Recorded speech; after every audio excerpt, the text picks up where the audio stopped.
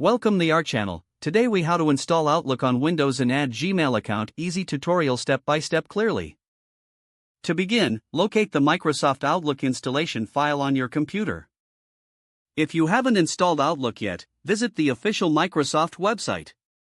Choose the version of Outlook suitable for your needs and download it. Once the download is complete, navigate to your Downloads folder. Double-click on the Outlook installation file to start the installation process. Follow the on-screen instructions to complete the installation.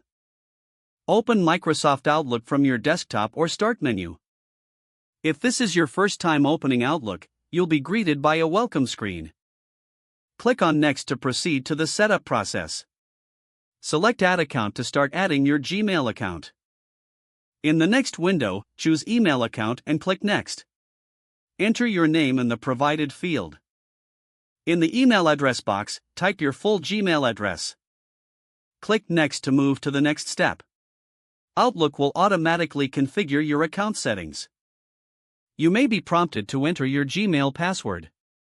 Once you enter your password, click Connect. Outlook will now test your account settings.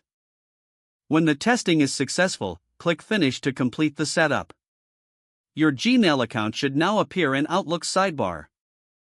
To confirm everything is working, click on your Gmail account to view your inbox. You're all set to start using Outlook with your Gmail account.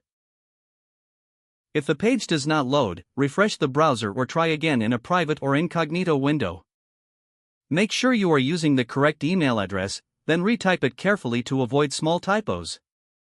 If your password is not accepted, use the reset option and create a new strong password you can remember. Check your spam folder for verification or security emails, then complete any requested confirmation steps. Enable two-factor authentication if available to improve account security and reduce unauthorized access risk. After signing in, review your profile details so your contact information and settings are accurate and current. If you see an error message, note it down and try again after restarting your device and internet connection. Log out when you finish, especially on shared devices, to keep your account and payment information secure. Don't forget to like this video and subscribe to our channel for more step-by-step tech guides.